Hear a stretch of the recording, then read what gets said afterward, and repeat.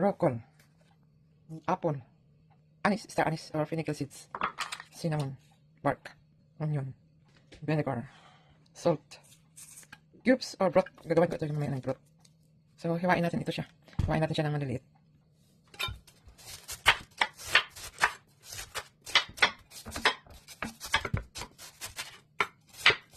Pwede rin puti na cabbage na gamitin.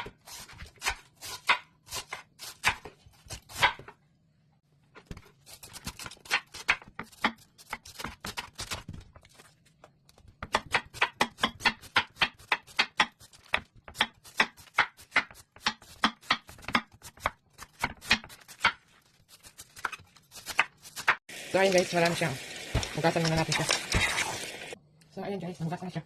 At balik natin dito sa kandilo.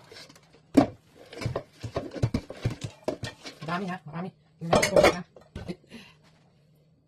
So, ngayon, magbalat tayo ng apple. Mga dalawa lang siguro guys, tama na.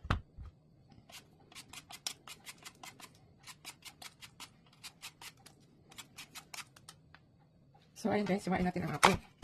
Maliit. Tanggalin na natin itong mga excess.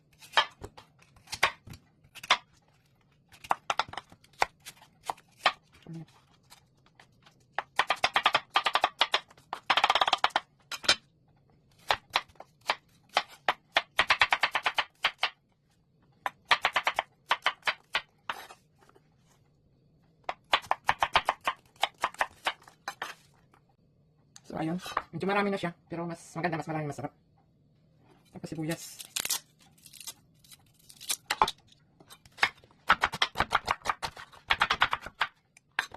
Kahit ang slice nyo lang. Kahit ang slice nyo lang. So, ito. Pag-init ako ng tubig, lulusawin ko. Cubes. So, ngayon guys, ihalo na natin ating mga ingredients. Itong ating onion. Apple. Oh, medyo marami ang apple. Konti lang, isang piraso, okay na. Kaso nga lang, naparami ko ngayon. Mas maganda. Dalawang cinnamon. Tapos may anise, star anise. Ayan. Lagay mo lang siya dyan. Tapos, sugar. 2 tablespoon sugar. Salt. Ayan. Tapos, maglagay tayo ng vinegar. Ayan. Ito ay itik vinegar. Half cup lang. Tama na, half cup ba yan? Mga isang taas, 3/4 cup. Tapos itong ating bouillon. O itong ating craft. Baga, ayan. Ano natin kasi linusan ko yan. Yung cubes. Ayan. Cubes yan eh. So ngayon, laga natin siya. Pakulutuin natin mga isang oras. Pakuluan muna natin. Sunod, dahan-dahan na. Ayan. Takpan natin. Mga isang oras. 60 minutes. So ayan guys, kumulo na siya. Yan, ang bango na niya. Parang ano siya, parang nasa yung sapakat. Mas mabango pa. Ang bango. So,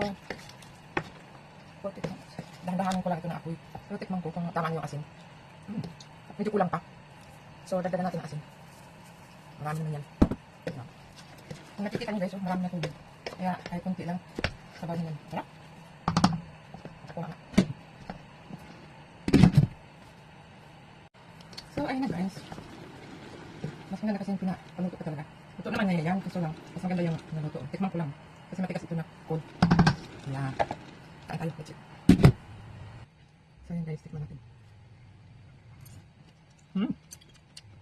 Mas masarap. Kasi nilagyan ko siyang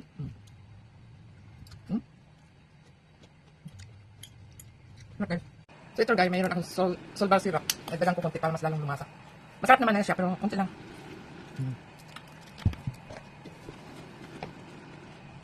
Yung solbar syrup guys, pag wala sa inyo, sa atin, cook lang yun. Sarap na. 30 minutes pa. So, ayan guys, after 45 minutes, ito na hitsura. Ayan. Ganyan talaga yan. Talagang malambot pa. Hindi naman siya malata. Hindi siya lalata, pero ganyan talaga hitsura niya. Sarap na. Tikman nga ulit. Ito guys, ay pwede mo ito, maano mo siya, yung talagang preserve mo siya ng matagal. Pag ilagay mo lang sa, silupin na plastic, na yung oras sa container. Ayan. Walang iba-iba. Doon sa mas masarap pa ito.